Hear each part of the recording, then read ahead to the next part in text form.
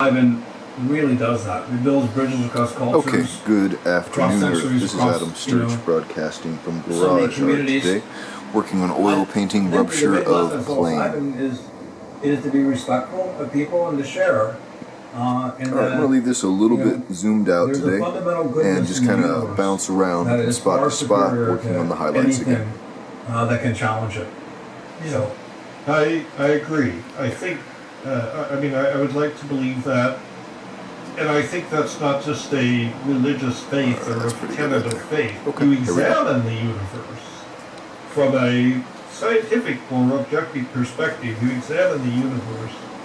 Everywhere you look in nature, or even it doesn't even have to be biological nature, everywhere you look, you find beauty. You find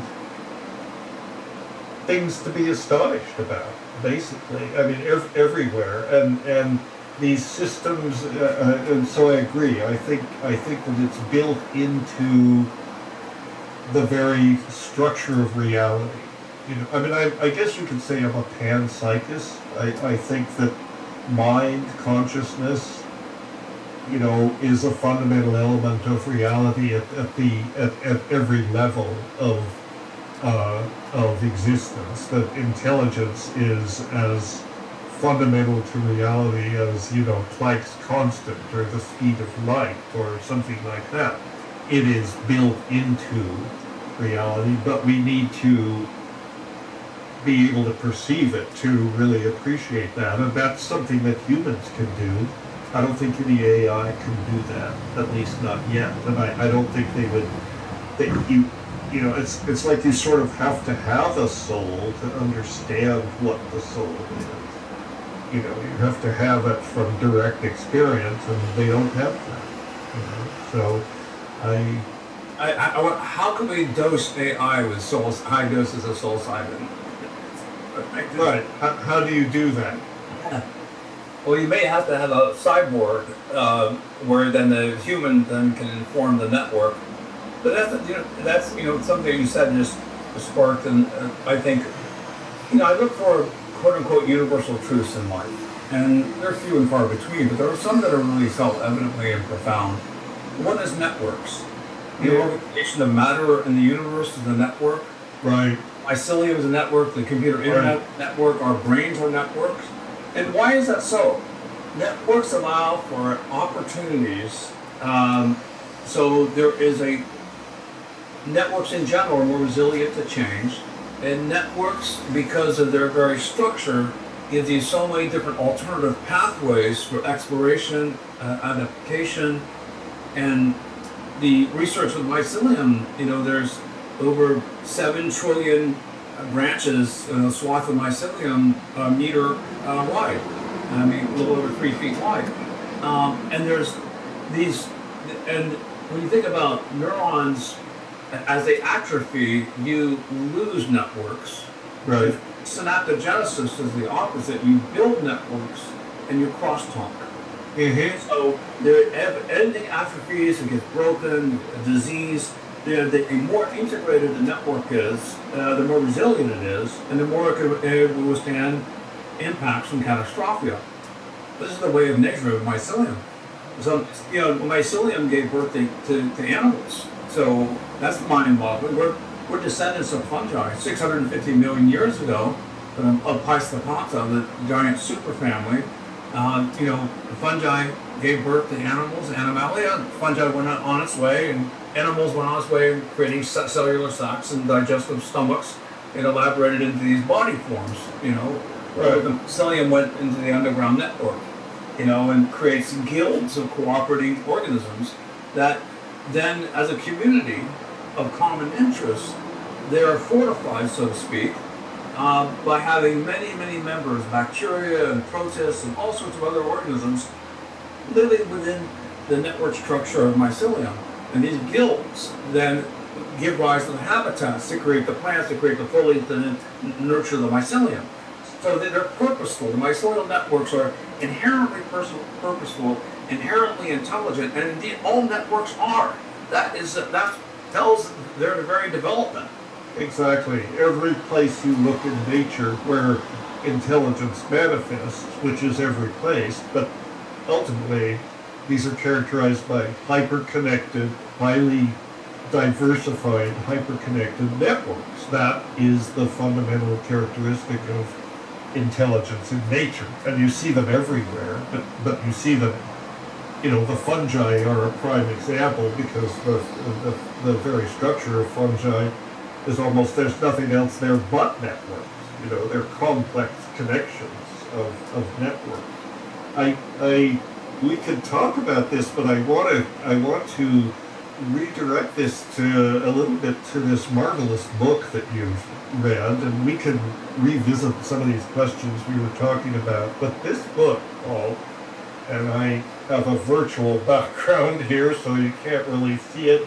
This book that you are about to release, Psilocybin Mushrooms in Their Natural Habitat, and we'll have the QR code and a picture of this book on the podcast website, along with a bunch of other links that you kindly furnished me. I mean, I can't tell you how much I'm impressed by this book. I mean, I'm just gobsmacked. Thank you. I'm honored. I feel I'm just one knowledge keeper in a long string of knowledge keepers. And for the audience, this book is dedicated to 3 mycologists, the foremost being Maria Sabina. Yes. Maria Sabina called herself a Saba. She was a knowledge keeper. She was not a shaman. She said being a shaman was too much work. I'm not up to it. But she was a knowledge keeper, and moreover, she was a mycologist. She went out collecting. And many of you know it's very difficult to find psilocybin mushrooms. I mean, you need to have an expert that can go out and distinguish it from all the other species. And so what my book does is basically, it does lots of things, but it's dedicated to Maria Sabina, who I believe was rightfully should be called a mycologist, a knowledge keeper. To Tina Wasson, R. Gordon Wasson's wife, who died in 1958, unfortunately, but she was a Russian doctor, physician. Mm-hmm. She knew mushrooms by their Latin binomials and their Russian names. R. Gordon Wasson was mycophobic. In fact, they invented that term. She was mycophilic. She loved mushrooms. Hi, And he from his sort of English background, influence. Okay. It was very mycophilia interesting. fungi. Thank you. And then the other one is Kit Skates. I don't know if you remember Kit Skates. Catherine Skates from Post Falls, Idaho. She was one of my teachers. She was an amazing woman. But I don't think women have been given enough credit. And you think about these 3 women in my life and in many people's lives, they really did the heavy lifting. Yeah. Very controversial time. And it's from their... These stacks here, the 24 by 30s, a lot of those are between 150, 100 bucks, and the smaller size around 50 to 75. And then the drawings and stuff, I just got priced by the amount of times. Competitive and, threatened and fearful. Sure, that's the nature. I mean, women have, I think, more inbuilt in compassion into their nature than men do. Another important woman in this field, more contemporary, is Juliana Furci. I know you're good friends, and she is also doing amazing work to bring, fungi to the world, and actually argue that fungi should be recognized as I'm not sure exactly how you would articulate it, but she's certainly a spokesman for the fungi, as you are, and does amazing stuff. This book is kind of if you're interested in psilocybin mushrooms and have no other reference, this would be the reference. This one here, this has it all, Paul, which is amazing. It's so comprehensive. You talk about the evolution of fungi, the co-evolution of humans and fungi, the whole stoned ape hypothesis, which is, it's not to call it the stoned ape hypothesis is kind of dismissive. The hypothesis has a lot of merit, and knowing what we know about the evolutionary conditions in which hominids evolved in northern Africa, and the fact that there were cattle in the environment, there were fungi. We know from fossil evidence that there were cattle there, and humans, of course. And many of the data that's emerged in the last 10 years or so moves this hypothesis from an interesting idea to really more than likely. You can make a very strong circumstantial argument that fungi and humans co-evolved. I looked at the timeline that you presented elaborate about garage the sale coevolution. kind of store. That, so you talked about how psilocybin phylogenetically probably originated about 65 million years ago in the fungi. We may have started interacting with it as long ago as 2 or 3 million years, and there's a big gap there that your timeline just kind of left open. Doesn't answer the question of what it was doing with psilocybin for the first 63 million years, but after that, if people were ingesting it, then I think it really helped move the, as we're aware from fossil evidence, the size and complexity of the human brain basically exploded between about 2 million years ago up to around 300,000 years ago when neurologically modern Homo sapiens appeared. But the hominid ancestors before that were in that environment. They were probably eating mushrooms. They were part of their diet, certainly part of the environment.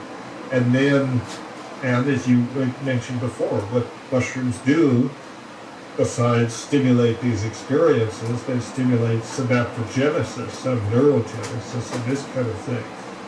Epigenetics provides the mechanism that propagates those traits across generations, and that, I think that's the key mechanism that makes this whole thing plausible. So I think that the stone ape or the mushroom symbiosis hypothesis, it's not a wacko idea.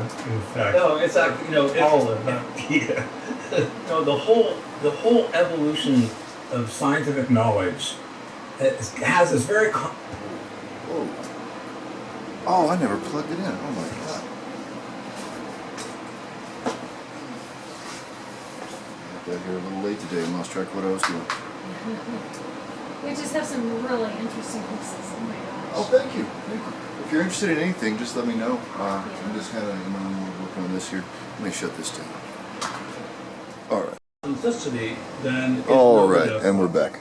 Had a And customer, and my battery I- went dead because they're I not forgot to been plug my the computer in. museum, So, but catastrophe many averted. friends there, Computer and plugged in. mycologists, Customer and they was nice. alerted me So about here we go. couch philosophy, which is very closely related to philosophy science essence, the wavy cap, which we have here in BC.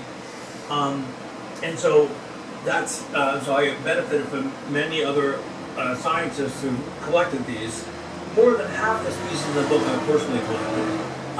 About a third of the species in the book I received the information from other mycologists, and what's great about this is now I've built relationships, and so I plan now. I now have contacts in all these places around the world, so they can take me to find these things. And sometimes they're really, really difficult to find. Yeah. Don't underestimate how difficult psilocybin mushrooms are to find. The exceptions, of course, are the dung-dwelling psilocybes and pineal species. Just because they're in open fields, you're looking for dung, and it's easy to find. But the woodland species, generally speaking, are very, very difficult to find. Yeah, that's true. They're not so obvious as the cadences, although in some environments, for example, Semelanciana, that's not a spectacular mushroom, but it was just present in the pastoral environment in Europe, and of course it had to be noticed, it had to be consumed, even though... Let me grab something. I'm going to try to keep it at my face. Oh, okay. Where is it going to go in focus? But anyhow, this is a drawing from Wakefield of psilocybes cyanescens. She was a mycologist in 1945 in the Kew Gardens, and she identified and named psilocybes cyanescens. Mm-hmm. Looks like psilocybes cyanescens. It's native to the northwest North America. Right. It grows, and the Kew Gardens brought in plants from all over the world, including rhododendrons. And so psilocybes cyanescens oftentimes grows around rhododendrons. And so by shipping, we think rhododendrons to the Kew Gardens, psilocybes cyanescens now has colonized Europe. It's in Germany, it's in Italy, it's all over Europe, wherever people are landscaping. So it's interesting. It's not only just Africa to North America, it's North America to Europe. This is a form of panspermia. That's, there's humans carry psilocybin spores, and the plants that they ship oftentimes have psilocybes also associated with them. So, also, they're, of course, they're very clever that way. They take advantage of any way to disperse themselves, and that's another example of the sort of inherent intelligence of the fungi. They're very good at dispersal, and then the other mechanism that I think is really remarkable is this horizontal gene transfer, which is. You have any thoughts about why that? I mean, this is a rare phenomenon in biology. It happens in bacteria, not so much, but the psilocybes seem to be. Well, it's happening. One of the factors that is happening. Anastomosis is very common in fungi, and like Tremades versicolor, the turkey tail mushroom mycelium is known to be a predator on other fungal networks. And then breaking down the fungal network of a competitor, it just invades the mycelium and replaces all the nuclei with its own genetic material. Of course, genetic material stays inside those networks, and so the possibility of horizontal gene transfer is real. Mycelial networks making contact with each other, again with insects, whether if they are feeding our mushroom or laying eggs and go to another mushroom of a related species. So the psilocybin gene transfer looks like it's quite fluid, where species are co-occupying the same like habitat or pile of dung. So I think insects and bacteria are involved in this horizontal transfer. It's a lot more common. I think most scientists in the field of mycology would agree it's a lot more common than we thought 10 years ago. It's something that horizontal gene transfer is maybe, there's a great plasticity in genes being moved from one organism to another. So I think we'll see a lot more of this. And this may happen more frequently in the fungi than in other groups because of the reasons you all mentioned. But I think it's a remarkable phenomenon, I mean, again, it's an example of the inherent intelligence of these highly networked organisms. It's like, they amass dwellers with each other and, well, I have something for you. Here's a little biochemical gift, the gene cluster for psilocybin biosynthesis. That's all very interesting. This book, I just can't say enough about it, how much information there is. You've not only talked about all the different species, but you've covered the medicinal use, the toxic mushrooms that might be confused with psilocybes, how to cultivate them, how to use them, how to microdose. I mean, this book is, I think, the definitive source reference right now on psilocybin. If you have no other book on psilocybin, you don't really need one, because this has it all, because you've done such a wonderful piece of scholarship here, which must have taken years to put this together.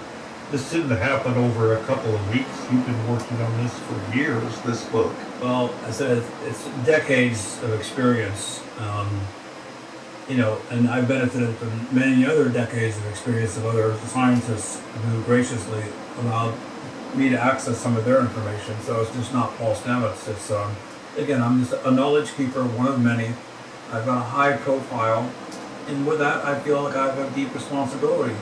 I ultimately believe psilocybin makes nicer people. Right. And I think psilocybin makes them more intelligent people, more compassionate, more cooperative, and more understanding. I don't have road rage anymore. I was amused. Somebody flipped me off, a few weeks ago, and yelling at me, and I have no idea why. They had road rage, or maybe I was going too slow, or I did something. But I just thought to myself, they're just having a bad day. Yeah. Just a bad day. As opposed to escalating the conflict, right? It's like, I think that psilocybin really creates not just nicer people, but wiser people.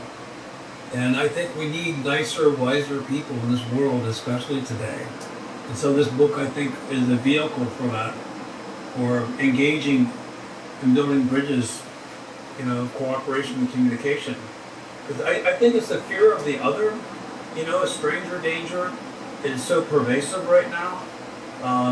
And the more familiar you become with different cultures and different peoples, the more you see the commonality that we all share. Exactly. And I think it's good. It's good that I love the fact that humanity has such diversity. It's colorful and fun. So Psilocybin is the antidote to xenophobia in a certain way, because fundamentally, as they say, as the cliche goes, you take psilocybin and you recognize we are all one. And it's not just that all people are one. We are all one with everything, So that is what I think fosters this biophilia, this fundamental love of living things. And that's something I think it's fundamental to transcendent experience, what you might call religious experience. And it's certainly fundamental to the experience that we have when we interact with nature. And psilocybin seems to be a compound that helps us deploy our antennas to be receptive to the message of nature. Sometimes in my lectures I say what psychedelics, and especially psilocybin does, they bring the background forward. If you take psilocybin in a natural habitat, and just sit quietly, you notice that there's all sorts of things going on in that environment that normally we suppress. We're too busy, we're too focused, we're too this or that. But if we're in this receptive state, we see that there are many, many layers of complexity and interaction going on in any natural environment. Psilocybin lets us tune into those and appreciate them and recognize what a part of it, that we're fundamentally a part of this. We can't stand apart from it, and I think this is part of the sickness of the human species right now. We've come to believe, I think, that religious traditions, particularly organized Christianity, has inculcated the idea that we own nature. Nature exists for us to dominate and use and extract from and ultimately abuse. And we're seeing the consequences of this. But the Christianity is changing. There's a huge movement of Christians now, and Jewish people and people of Islamic traditions using psilocybin. Yes. It's perfectly compatible. One of the things that there are people, I'm sure, listening who's never done this, so they're wondering what we're talking about. That's okay. I have so many people who've had their first high dose of psilocybin and talked to me and told me, I'm sure told you, is that we had no idea. We didn't know. I didn't know. Right. Why did I wait so long? And they have to really sit with it. So, psilocybin is anti-addictive. You don't want to, after you have an experience, you don't want to touch the mushrooms for weeks, oftentimes months, sometimes years. because the experiences are so profound. So that's what I think is so benevolent about these mushrooms. Now, not everybody has a good trip. 30% of the people have bad trips, quote unquote bad trips. But as Rick Doblin likes to say, they're not bad trips, they're difficult trips. Yeah, I agree. There's no such thing as a bad trip. There can be a difficult trip, but that happens for a reason. And it depends on what you do with that content. It can't all be happy hippies and fuzzy bunnies. Sometimes it's rough.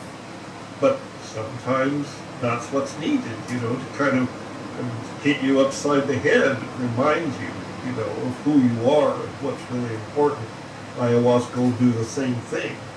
My own experience with ayahuasca is 9 out of 10. I have a very, rewarding and peaceful trip. Once in a while, it just decides, okay, you need to suffer. You need to wake up a little bit, so you need a bit of a shock. Yeah, it's so important that our egos do not steer.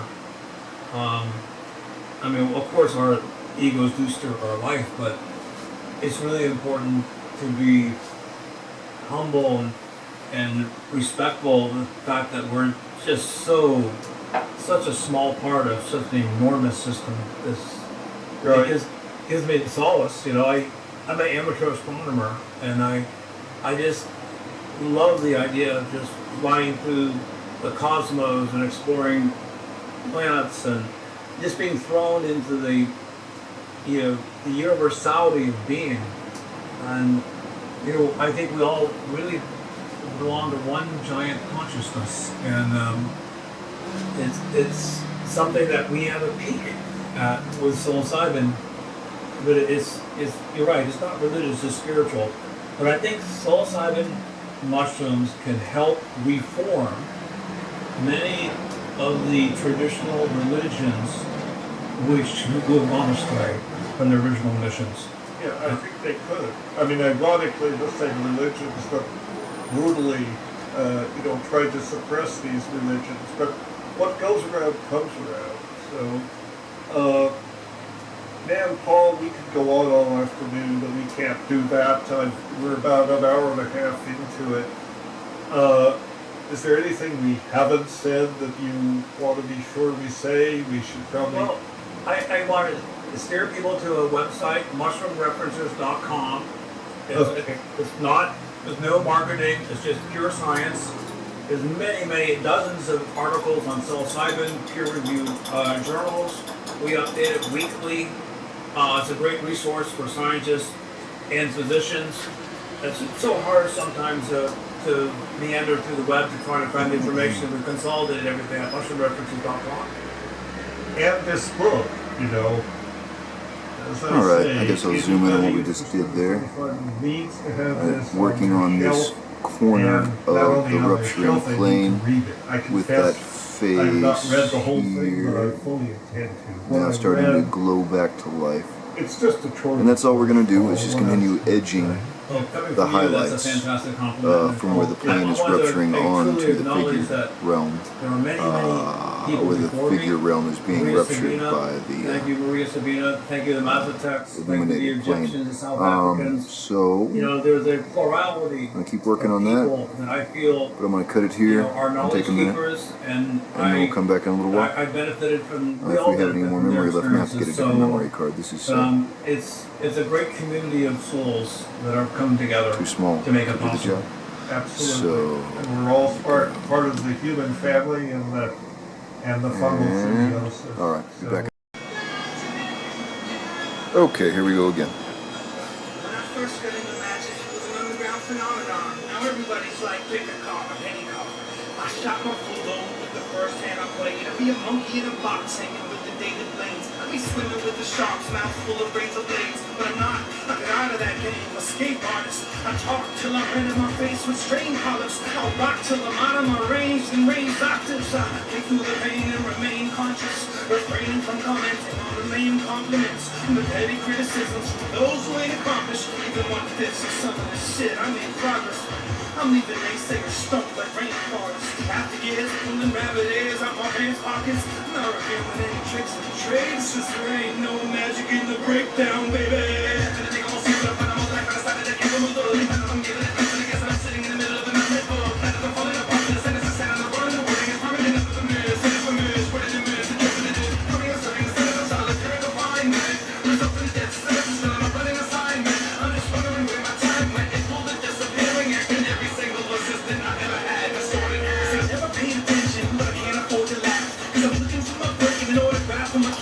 I'm short and staff, so all I ask is volunteers in the crowd. Show a little bit of audience participation now.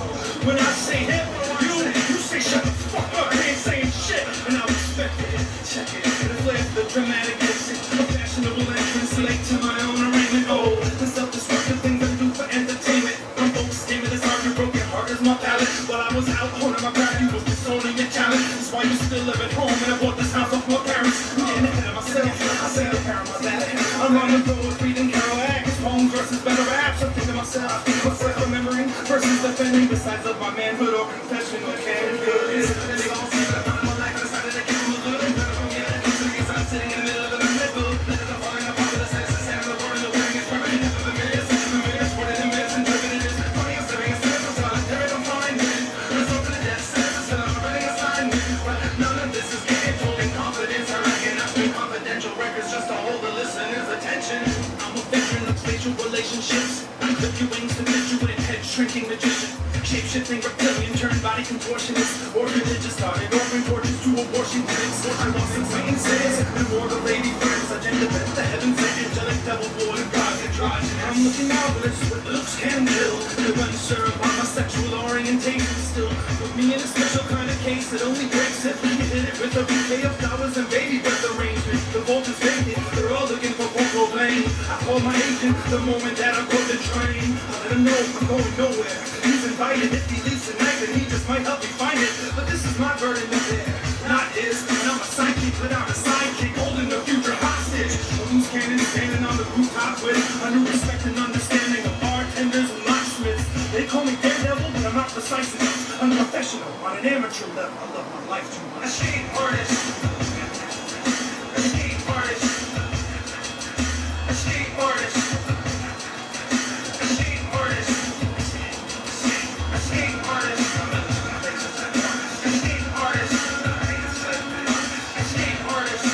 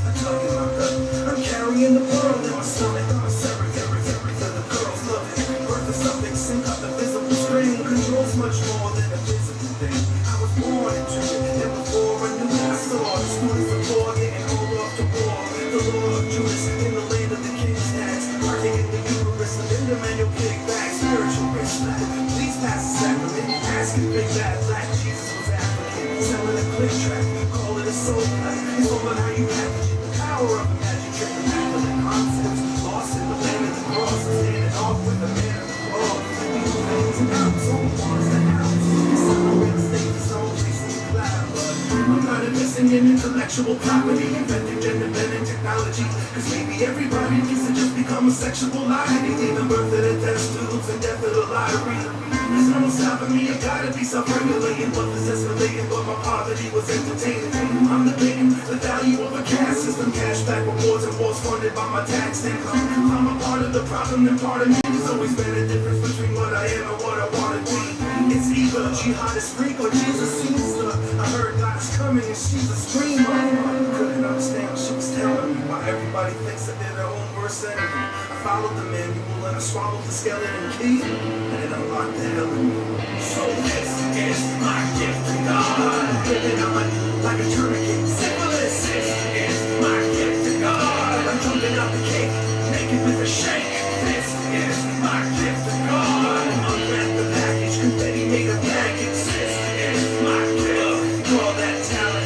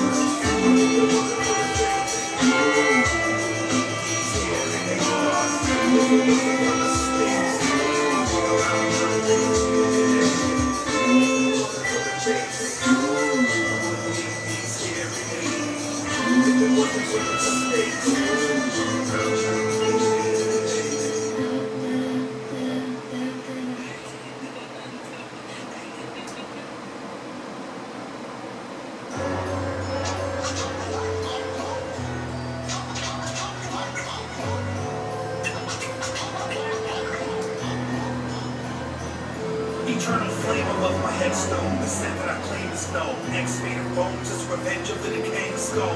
Arranging bold till I'm paid in full. They wanna put my face in the pain. Listen to me, I'm still great. If we're not allowed to age gracefully, I'm putting it all out on the table. Exactly what will you take from me?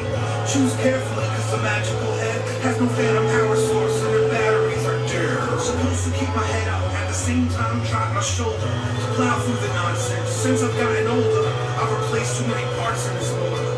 Mama said, knock down the house. Sometimes it feels like life is too long, but not forever enough. One day you can't give it away, and next you basically beg for stuff. And it will break through all your time. It's up to us. Heaven is an electrical ball, an adrenaline rush. Medical rust. Rust never sleeps, it's death and taxes. Get a better conversion rate on cash, cause the past is a foreign land. The future isn't looking for a mess. Sit outside a prison home, which really isn't all that. So we started taking pictures, with vintage filters. The villages all started shopping at urban outfitters. I couldn't distinguish any specific difference between small town hicks and big city slickers. From my little time zone, from west coast to east coast. Now I'm so close that I'm free post. Eat most at your own game. I try to eat toast this whole brain. I don't need to blow brain. I don't give up, I don't give in. What's with this polluted gene pool that we all swim in? This is 5 foot 10 inches of wishful thinking. I never signed a social contract, so in fact, there's no rescinding. You can kindly cross my name off. I've been living a double life to work a double shift that never paid off. This is the second sunset I've since its takeoff. If life is a cakewalk, I serve here to bake off. Make them say, make them say, make them say, make them say, make them say, what I ain't say, what I say, what I say, make them say,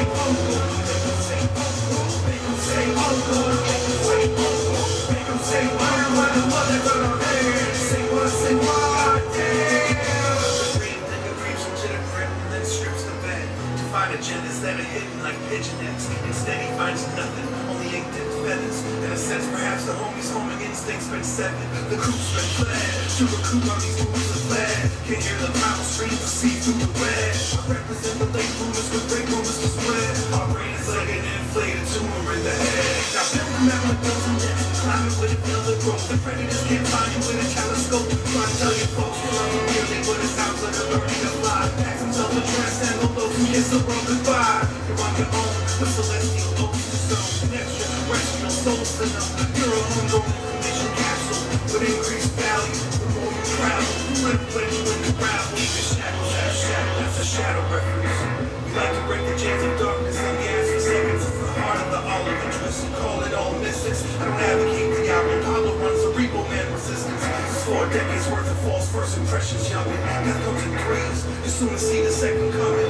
But Dad told me I was destined for something. Despite the fact that I felt like less than nothing. He's a fucking good at make them say, make them say, make them say, make them say, make them say, what I ain't say, what I say, what make them say, make them say, make them say, make them say, what I say,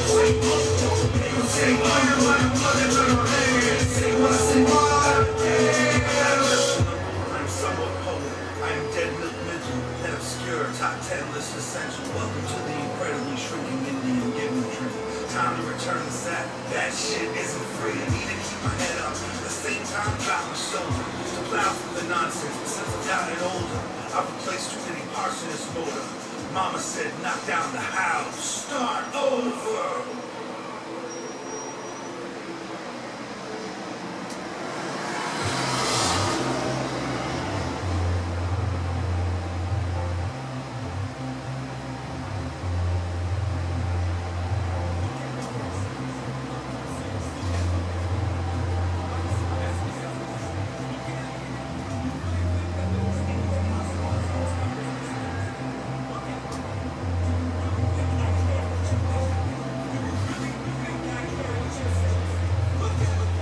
I'm embarrassed by my past actions and even more ashamed by my present thoughts and future endeavors to clear my name. I'm embarrassed by my past actions and even more ashamed by my present thoughts and future endeavors to clear my name. I'm embarrassed, I'm embarrassing, I'm in embarrassing, and it's all adding up. I'm embarrassed, I'm embarrassing, I'm in embarrassing, and it's all adding up. So preoccupied with something else to see the same as you provide me. We appreciate your offer and the offer things in life a lesson, but lessons are self-acceptance. I'm a best and I regret keeping the distance. For future reference over bridges and preventable. I know the tribes, humanity as a whole will collide. That's all they got. Whether what we share or what separates us, we're all different, but what makes us included.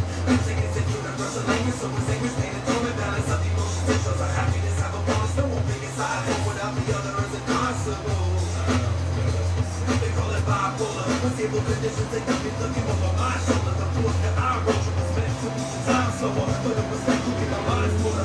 I'm older. I'm embarrassed by my past actions and even more ashamed by my present thoughts and future endeavors to clear my name. Embarrassed by my past actions and even more ashamed by my present thoughts and future endeavors to future name. I'm embarrassed. I'm embarrassing. I'm in embarrassment and it's all adding up. I'm embarrassed. I'm embarrassing. I'm in embarrassment and it's all adding up. Yeah, it was in their cards that I'm to be forever haunted. Hip hop is slowly but surely becoming the big brother I never wanted. Holding the perfect controlling the mind. Still my head is inside, aesthetics, poetics, and others. I'm just rhetoric, everything as it's negative. Consciously edit, constantly get rid of the rigorous, repetitive. Movements embedded in you in sense. It's easier to talk to you about it than to do it. Here I am, center of the spotlight. They all drunk and smiling, waiting for the cockfight. Time to entertain since the clock of life. So I became a freaking kid. I'm staring at me, even though you know it's not right. Embarrassment sits in between insecurity and arrogance. I'm a machine, but ability I can barely breathe. So if I see red in the face, it's not because I feel out of place. It's just that I'm embarrassed by my past actions and even more ashamed by my present thoughts and future endeavors to kill my name. Embarrassed by my past actions and even more ashamed by my present thoughts and future endeavors to kill and break down. I can yell all day, all night, all day. I still got this one, hear a word I say. And I can try all night, all day, all night. But if you stay with me, you'll never get it right. And I can yell all day, all night, all day. I still got this one, hear a word I say. And I can try all night, all day, all night. But if you stay with me, you'll never get it right. I was never much for the self-driven skepticism. I was that cat that a distraction affect my vision. You were the kid that was screaming over the sound of landing or crashing. However, it was going down. It's going down, it's going fast. And I have no time to survive whether or not it's gonna last. Fill the glass, tilt your head back. Let it trickle through the throat to where you hide your giggles and your laughs. I'll wait to find the correct departure sign. Shine my eyes to beat the light and climbing up inside the mind. Some belong to you, and some belong to me. But none of them escape the contemplation necessary. You can't scare me, but you can keep it buried. Put your hands on the circle, try to steer me. And now that I sing all of my songs for singing, I'm guessing that it's just a test to see how strong I can bring it.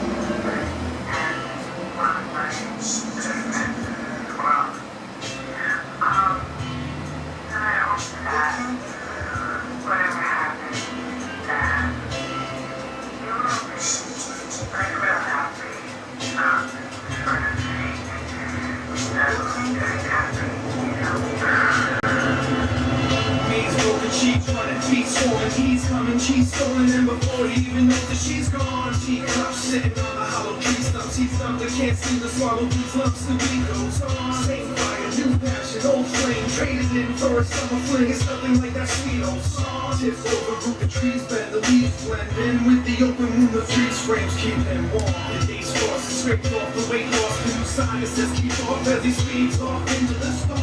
Out of sight, the lightning strikes him twice. He's peeking out on the pike and cheating life, feeling out on the lawn. Now he's idling and time is dwindling in his mind. He's figuring out life's about the little things in his labyrinth and all its magnificence can only keep the mice trapped. The princess is innocent, she doesn't belong. They had a ceremony where he put her in a bridal, the headstone. She stopped to think for a minute, in a split second went AWOL. He's drawing the chin as an expression of resentment or scorn. He's pulling on the reins, the bridle, the shower, the storm, the maze, the high tower, clouds are at war. The reins, the bridle, the shower, the storm, the maze, the high tower, clouds are at war. The reins, the bridle, the shower, the storm, the maze, high tower, clouds are at war. Clouds are at war. Clouds are at war.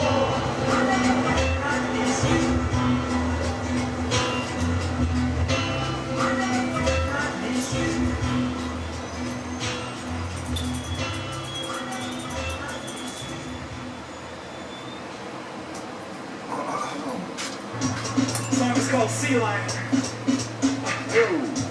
To all the hard workers. Alright, still a few minutes left on this clip, but I'm going to cut it here and pick it up probably with another session or two.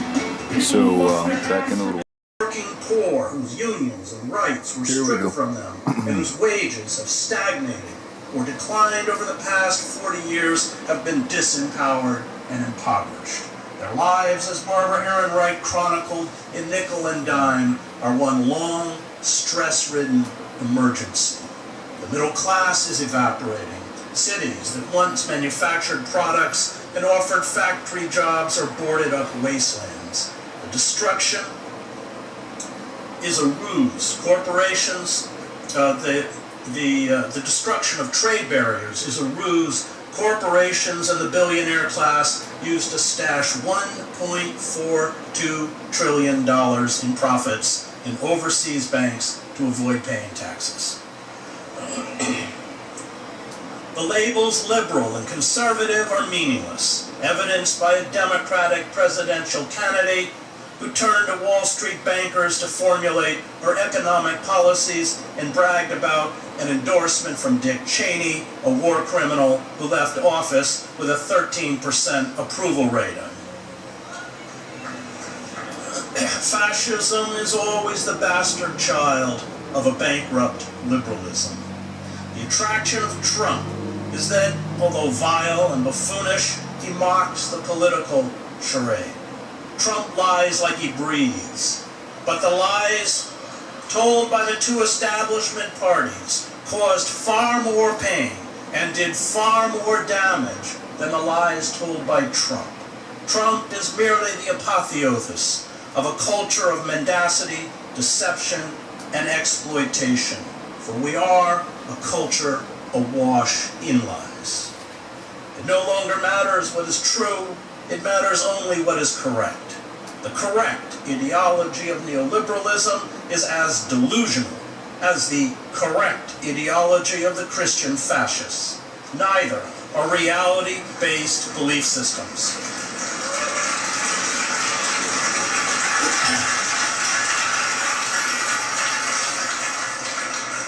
Totalitarianism elevates the brutal and the stupid, those with no genuine political philosophy other than a lust for wealth and power.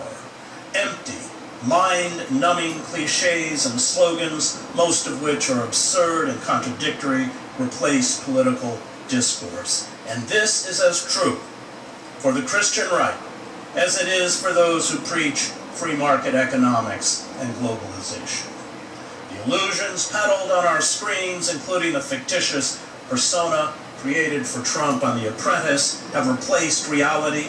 Politics is burlesque, as Kamala Harris's vapid, celebrity-filled, issue-less campaign illustrated.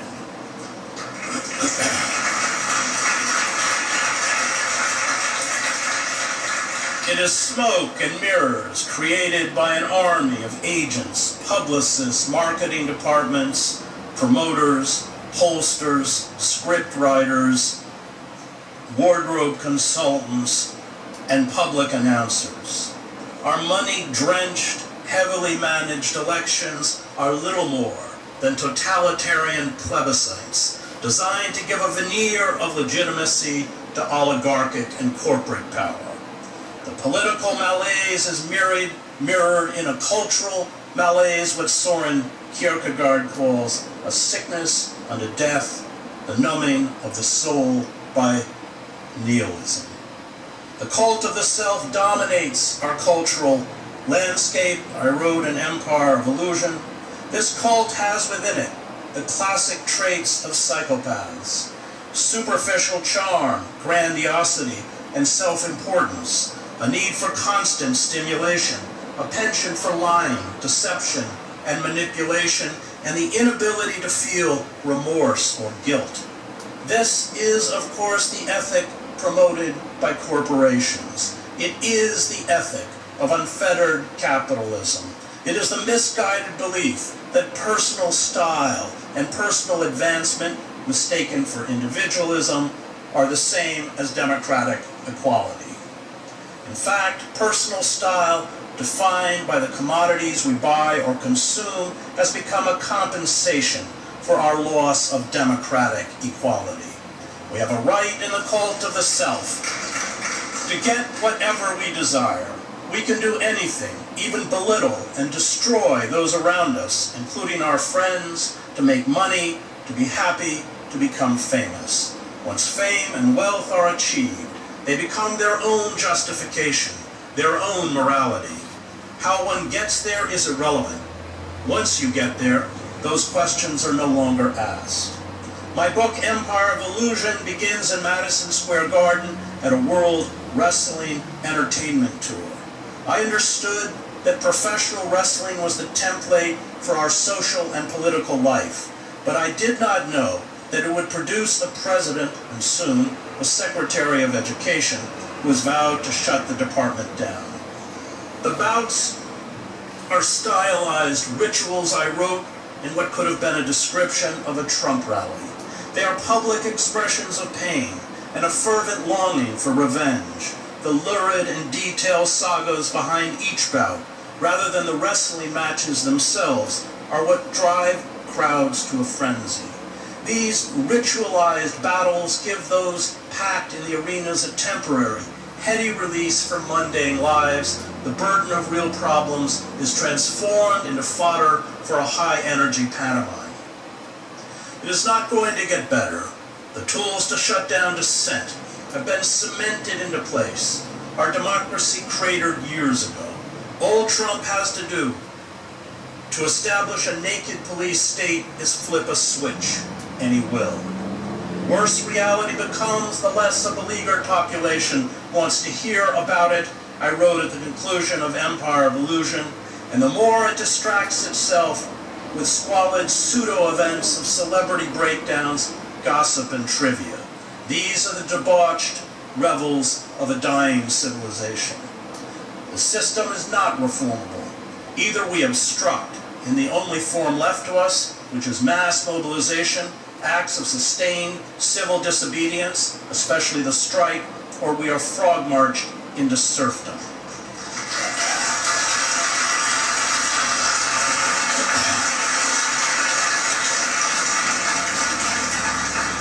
To be innocent now in the eyes of the state is to be guilty. It is to be complicit in this radical evil.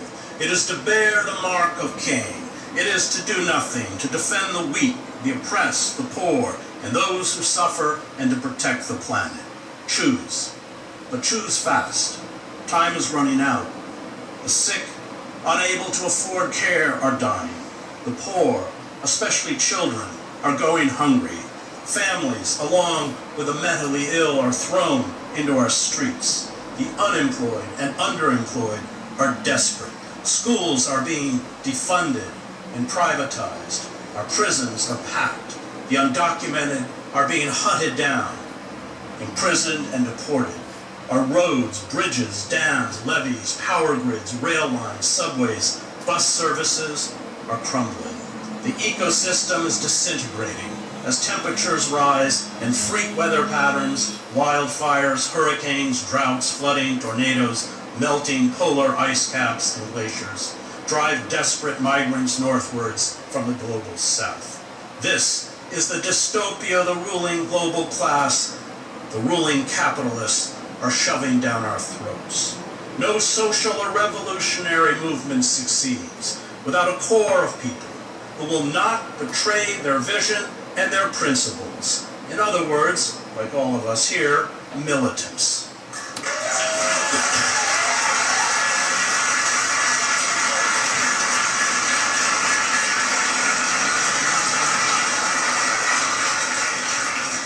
They are the building blocks of social change. They are our only hope for a viable socialism. They are willing to spend their lives as political outcasts. They are willing to endure repression. They refuse to sell out the oppressed and the poor. They know that you stand with all of the oppressed, those in our prisons and marginal communities, the poor, unemployed workers, our LGBTQ community, undocumented workers, the mentally ill, and the Palestinians. Or you stand with none of the oppressed.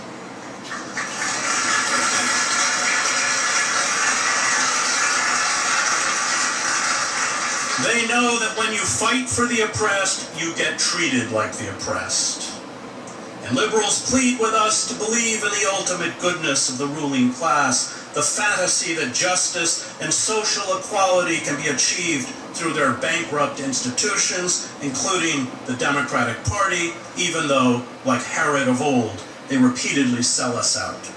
We are castigated for our anger, our alienation from the centers of power, and our bleakness. We are told to adopt a positive attitude, to trust the system, that we can awaken the dead consciences of the atrophied souls, the plutocrats running Amazon, Halliburton, Goldman Sachs, ExxonMobil, and Citibank, and the two ruling parties. I cannot count how many times I have been told this. But this is the road to despair, not hope. Hope comes when we physically defy those in power. Those who succumb to apathy or complicity are enemies of hope, and they become in their passivity agents of injustice. Hope has a cost. Hope is not comfortable or easy. Hope requires personal risk. Hope does not come with the right attitude. Hope is not about peace of mind. Hope is action. Hope is doing something. The more futile, the more useless, the more irrelevant and incomprehensible an act of rebellion is, the vaster and more potent hope becomes. Hope never makes sense. Hope is absurd. Hope knows that an injustice visited on our neighbor is an injustice visited on us all. Hope posits that people are drawn to the good by the good. And this is the secret of hope's power. It is why it can never finally be defeated. Hope demands for others what we demand for ourselves. Hope does not separate us from them. Hope sees in our neighbor, even our enemy, our own face. And the powerful do not understand hope. Hope is not part of their vocabulary.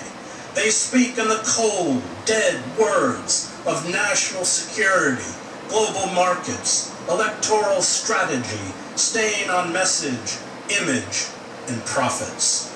The powerful protect their own. They divide the world into the damned and the blessed, the patriots and the traitors, the rich and the poor. They insist that extinguishing lives in foreign wars or in our prison complexes is a form of human progress. They cannot see that the suffering of a child in Gaza or a child in the blighted pockets of Washington, D.C. diminishes and impoverishes us all. They are deaf, dumb, and blind to hope.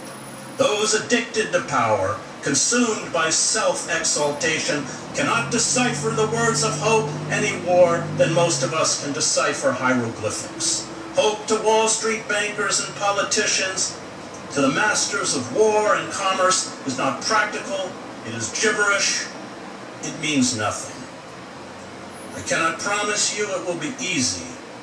I cannot assure you that tens of thousands will join us. I cannot pretend that going to jail is pleasant. I cannot say that anyone in Congress, anyone in the boardrooms of the corporations that cannibalize our nation, anyone in the press will be moved to pity to act for the common good.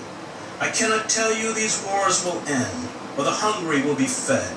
I cannot say that justice will roll down like a mighty wave and restore our nation to sanity. But I can say this: if we resist and carry out acts, no matter how small, of open defiance, hope will not be extinguished.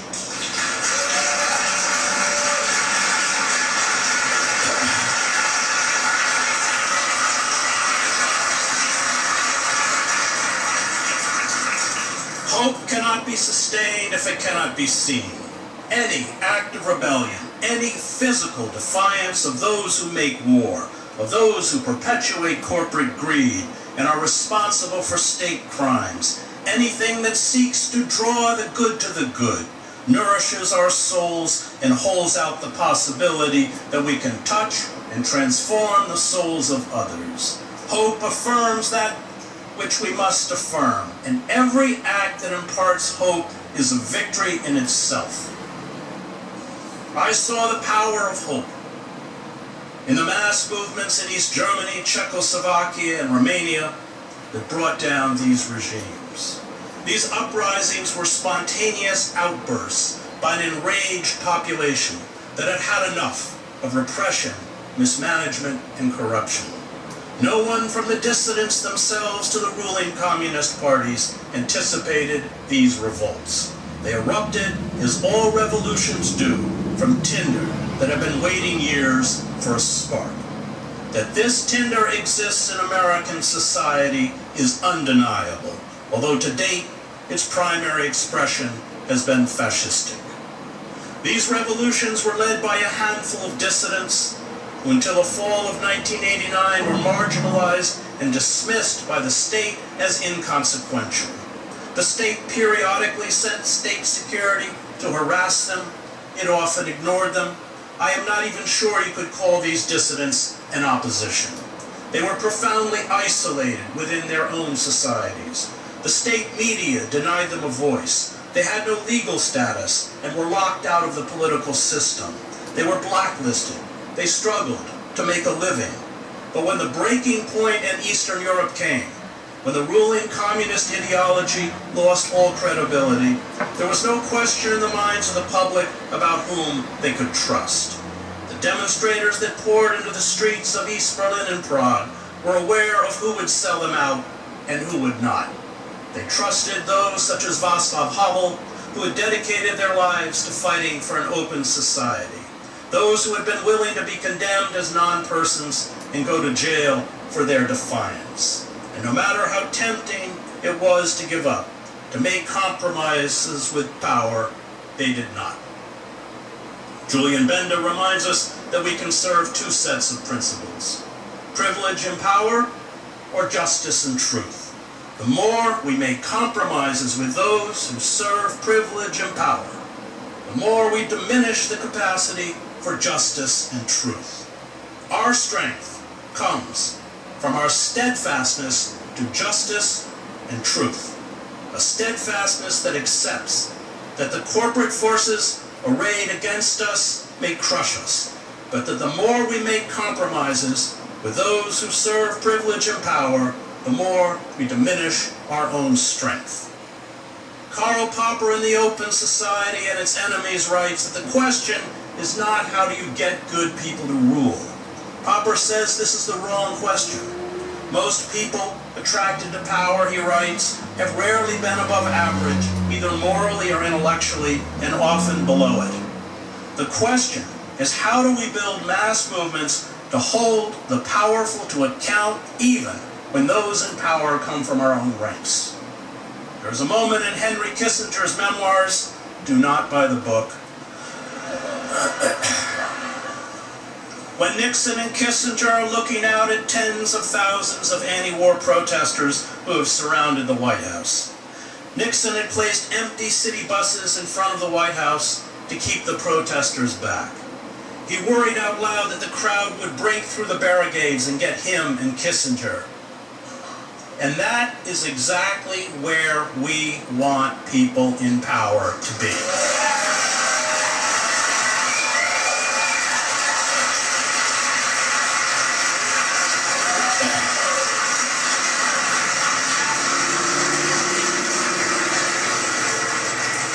This is why, although he was not a liberal, Nixon was our last liberal president. He was scared of movements. And if we cannot make the elites scared of us, we fail. This is our calling.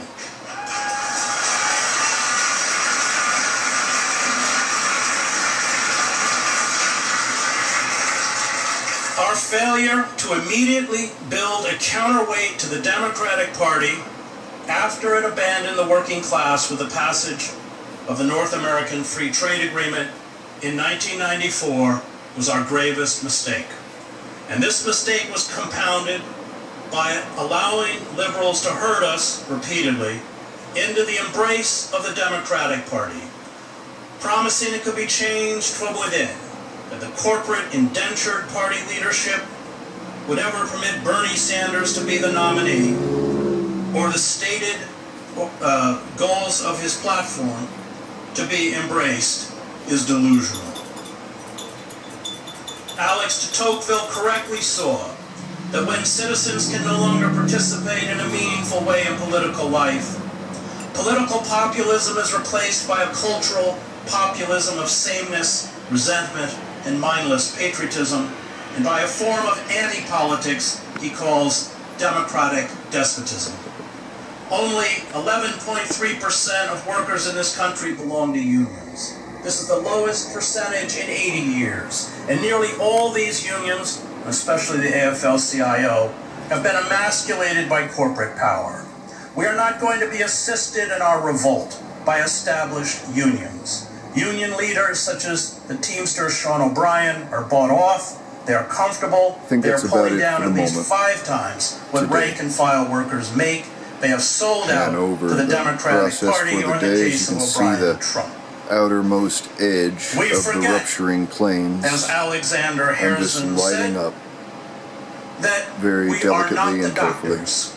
We are the disease. We have to mount protests not only outside the doors of Walmart and Amazon, not only outside congressional offices, but outside the doors of union headquarters. I want to sit down for a minute and see what the rest of the day brings. Thank you for watching. That's Adam Sturch broadcasting from the Garage Art. I almost said much much, but I caught myself that time. From Garage Art, Taos, New Mexico, working on oil painting rupture of plain. Have a good day. Victims of mass layoffs.